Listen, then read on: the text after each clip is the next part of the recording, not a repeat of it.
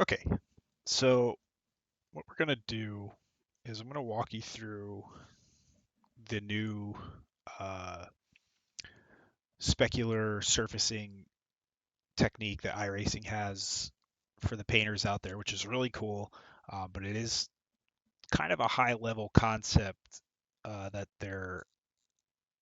they've implemented into this painting thing. That's when you know how to do it, it's actually pretty simple, but kind of wrapping your head around the whole concept can be kind of overwhelming. And I know a lot of people have paints that they want to, convert to this, or they're going to be working on a paint and they want to know how to set the files up properly. And, the videos they put out have been super helpful, but not very specific to a certain situation. So I'm going to try to, explain a situation that I think is going to be pretty common, and that's people having paints they want to convert. And hopefully this will help you build your paints out so that you can get them the way you want. So most of us will have a template um, that they want to work out of, or they have worked out of. And for this example, I was given a paint scheme to convert for somebody into a metallic layer. So as you can see, there's layers everywhere, which isn't uncommon when you're working really fast. I would advise to uh, be organized when you work. Try to work in the highest resolution possible and don't merge anything until we get to this step. But the key is thinking about what you're going to do with the different surfaces and then getting those different colors or surfaces into the same folder. So for instance, with this one, we're going to take the yellow and we're going to make it like a paint gloss color. We're going to take the carbon fiber look here and make that more of like a matte color. And then we'll do all the decals as their own sticker look, just like they're kind of stamped on there. And so we'll think of it as in three sections. Oh, and then they have these little white lines. Let's go ahead and make those like a chrome, like a real shiny chrome. Um, so four. So there's four layers to this. There's your base layer, which is matte, your chrome white lines, your shiny, uh, kind of shiny pink glossy look to the yellow, and your stickers slash decals. So the first thing you want to do is locate all the yellow. And I've gone through and already organized everything. So all of the yellow is here up until here. So here's your two whites that we're going to do chrome. So let's merge those together. Chrome lines. And just merge those. So you select the two layers, you right click on them and merge layers. So that makes everything one layer. So now from here as down is your yellow. So we're gonna merge all that together to yellow.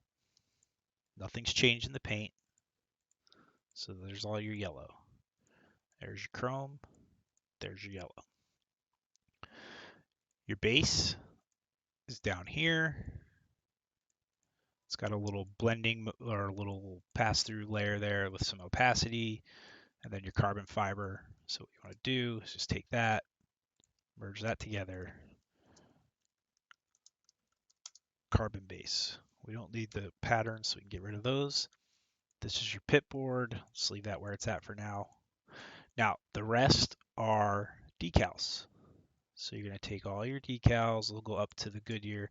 Now, we have the window black and the car blackout. Those may be a they probably have a little bit different reflectivity. I think they're more of a like plasticky kind of shiny plastic look. So I'm going to group those together as your car blackout and make their own layer for that too. So we got another logo here. Let's put that under there. And let's take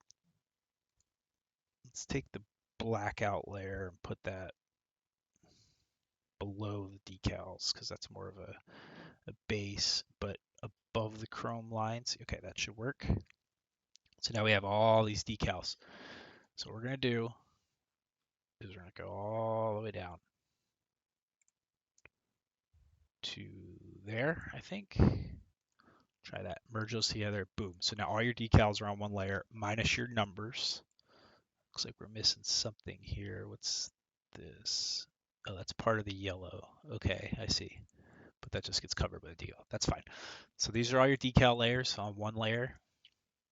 And then you have your numbers, which are pretty much this. We're going to keep the same look. Now, if you wanted to make the numbers chrome, you would keep them on their own layer for the next step. So, but we're going to, for the sake of this, we will keep them as the same finish as the decals. So we'll merge those layers together. So now all your decals, black out, the white chrome lines, the yellow, the base. This was an old metallic layer. You don't need those for when you're doing these surfaces, although you could still have it. We're just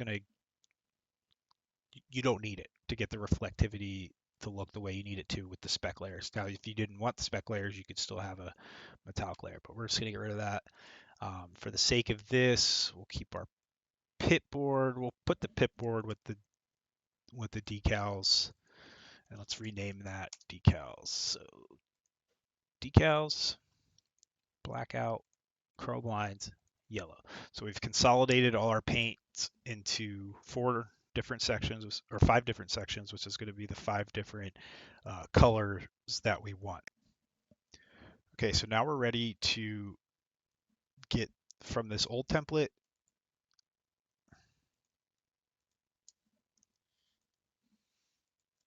Okay, so now we're ready to get from the old template to the new template. There's 2 ways you can do this. You could stay in here and just bring the spec layers over to here, or you could just take these 4 base layers that we just created and simply just drag them to here. Make sure they're still selected when you get in there. And just plop them in the middle. Now you can also Control T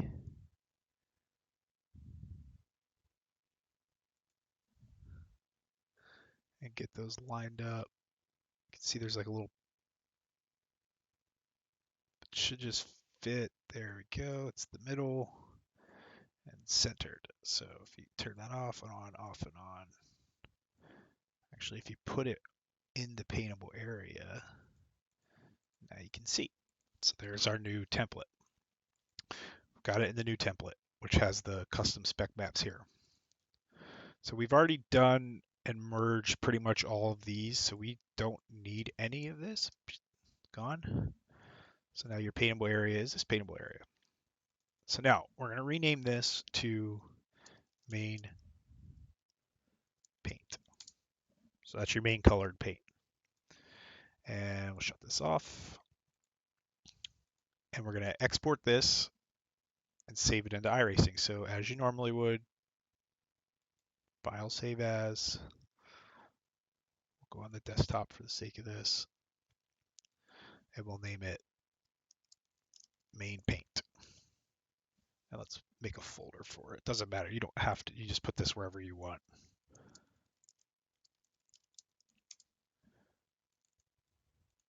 So this is the main paint. Targa. Okay, so there's debate on whether 24 pixels, 32 pixels. iRacing recommends 24. I use 32. Obviously, this is a higher resolution image, not resolution, but it's like a higher bit rate in the colors. It might get a better look, but just keep in mind that iRacing recommends 24. Weird things might happen at 32, but for the sake of this, it's been working all for a while now. We'll do 32. So you save that like you normally would, and that's your main paint. So then let's go to that folder that we just made. We will copy it, and then we will head over to the paint folder. where we will paste it in here. Now you can see I already have things in there, so we're going to delete those.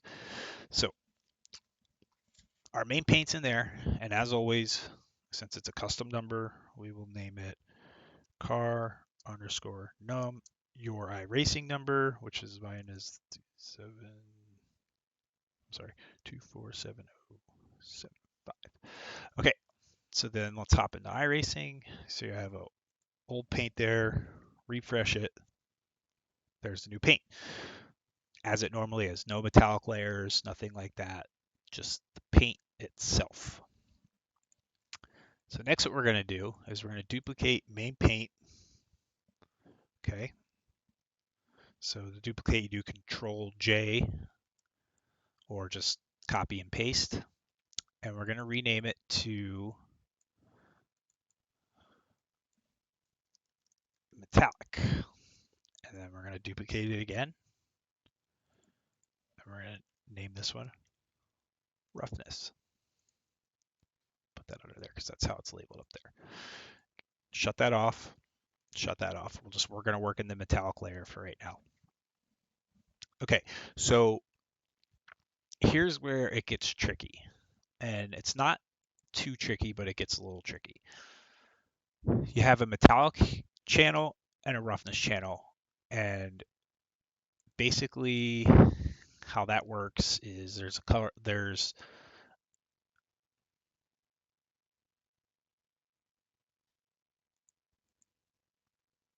you have a metallic channel and a roughness channel. So if we go to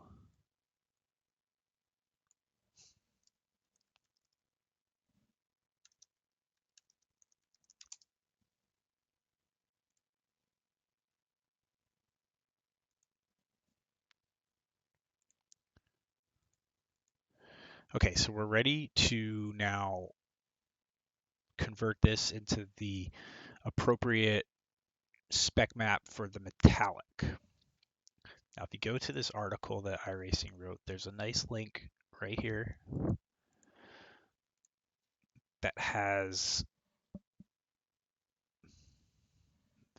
this is all you really need to focus on from here. This to this, and you see this gradient bar right here that goes from black to white. And if you follow the corresponding things down here, you have these different surfaces. One, full white being full metallic, black being completely not metallic, and then everything in between. So we're only going to focus on this for this layer right now, and then we'll get into the different roughnesses down below. So you have black to white. Okay, those are the colors we want to work in. So in Photoshop, we'll start with the base. We know the base is going to be a matte. So if we look at that chart, matte is probably not metallic. So we're going to go somewhere around zero. This is percentage. You could just think of this as percentage 10, 20, 30, 40, 50, 60, 70, 80, 90, 100%. So let's say probably somewhere between 10%, 20%. We'll go with 13 because I like that number. So right click on this, blending options, change the complete color of it. Click here. And in your brightness, this is where you would change this. We're going to change it to 13%. So there you go. You have your whole entire base is 13%. Now, here's your double part. We know that we want to make that a shiny kind of paint look, but not metallic, because if you notice, this is the same color paint all the way through, and the more metallic it goes, more dark and gold it kind of looks. So I say somewhere around 30% is the look we're going after for this paint. So you want to go back to here, change it to black or white, go in here, 30%. So now you see our image now is this grayscale image is basically what we're doing. We're turning everything into grayscale. So now we want these chrome lines. So chrome obviously is super metallic looking. So we're going to make it 100% white for chrome. So you just take this, go to 100 or you can drag this little slider all the way up. So now we know that that's going to be chrome.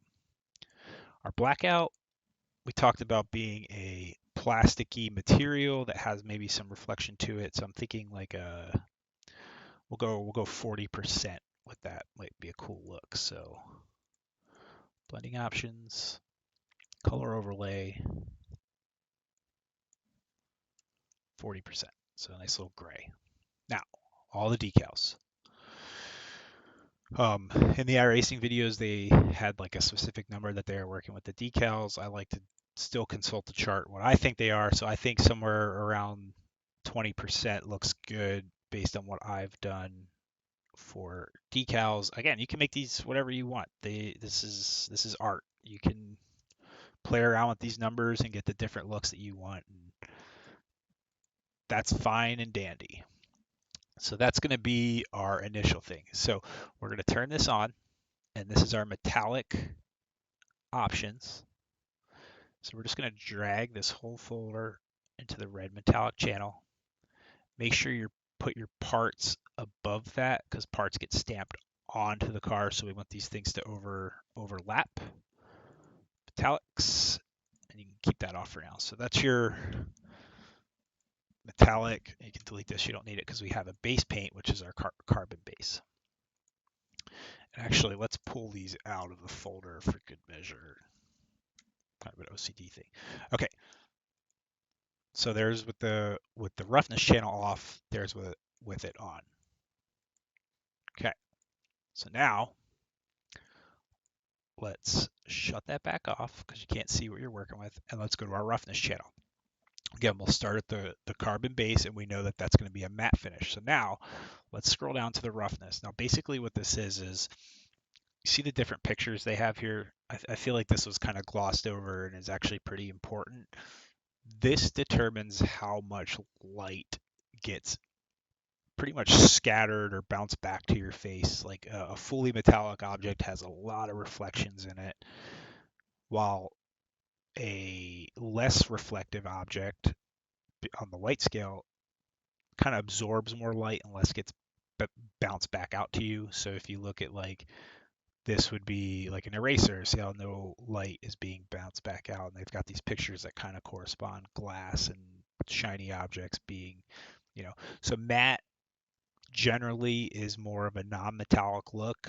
It's more of like a plastic. So we've already gone into the non-metallic side of things. So now we're going to kind of find that look. And I'm thinking somewhere around between 80 and 90%, you're going to get a real good matte look because nothing is there's no object in the world that's going to be on these cars or that you're going to have access to that doesn't completely eliminate light reflection. So for that realistic look, you want to stay in, if it's matte, it's still going to have like a reflection to it, and you can kind of see it here in the highlights. So I'm going to say somewhere between 80 and 90. We'll go with 83. So we'll go back in here, change the blending options, color overlay, 83. So that's going to make it a brighter color. Again, what we're doing is we're referencing this scale. 10%, 20, 30, 40, 50, 60, 70, 80, 91, 80%. So we're going after this look somewhere in between here, which is in here, and that corresponds with here. So the yellow, again, we're going after more of a shiny look. So shiny means reflections, and it's non-metallic. We made it more of a paint look. So we're going to be somewhere down in here. I'd say right around 20%. We'll just go 20% right off the money. We want reflection. We didn't make it metal to begin with. We want more of a shiny look there. So let's go with 20%, and that'll change it to a darker. It's pretty much the inverse of what you did on the top, but it doesn't have to be a direct inverse. It can be whatever you make it out to be. That's the fun part about this. Now the chrome lines we know is 100% shiny.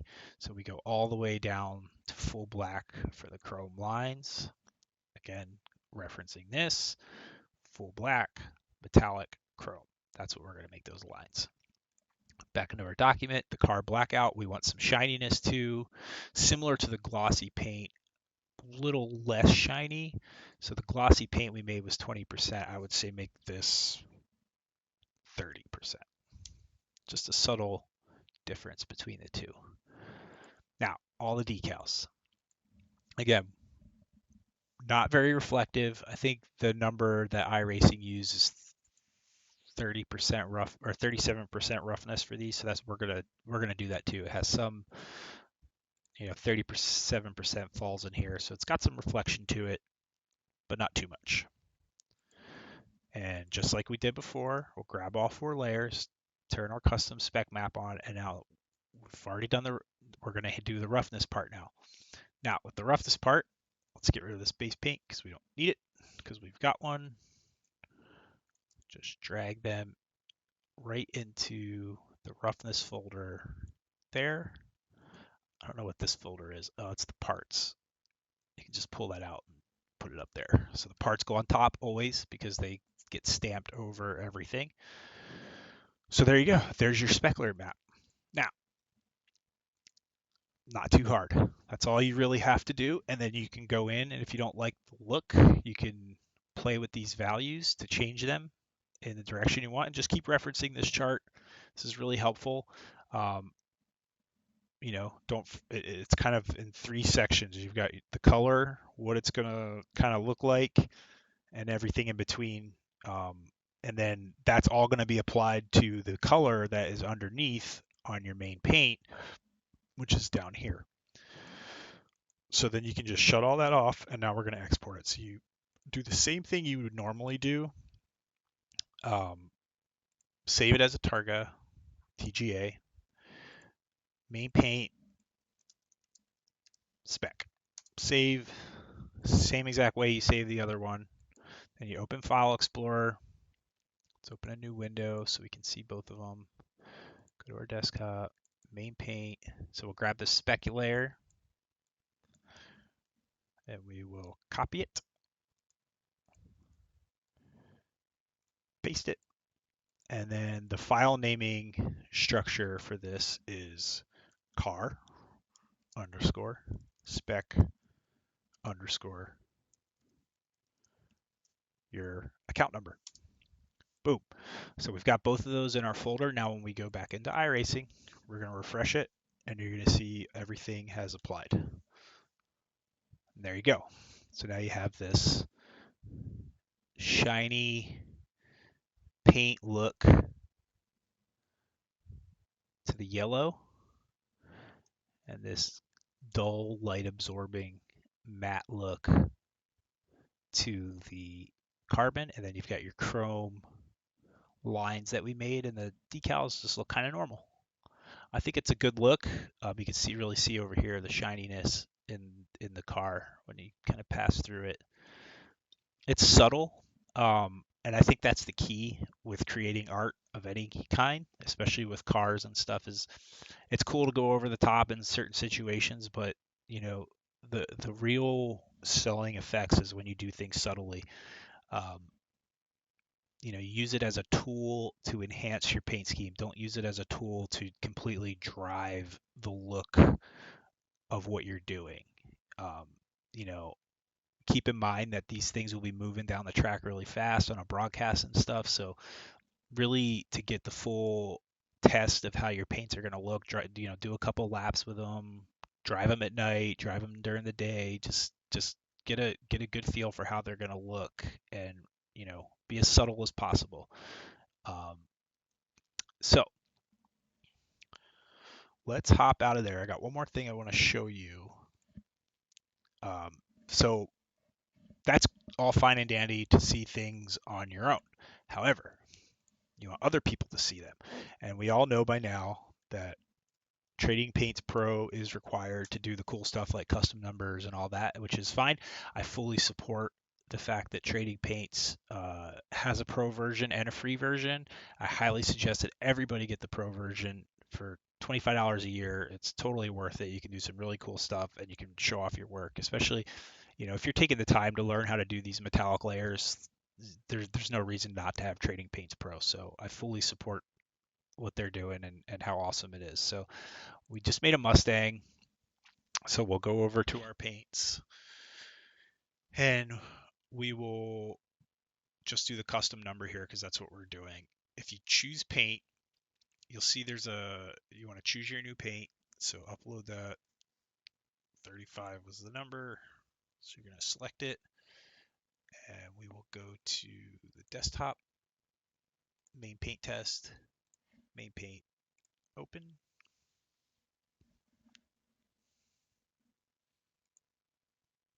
Okay, there's your paint.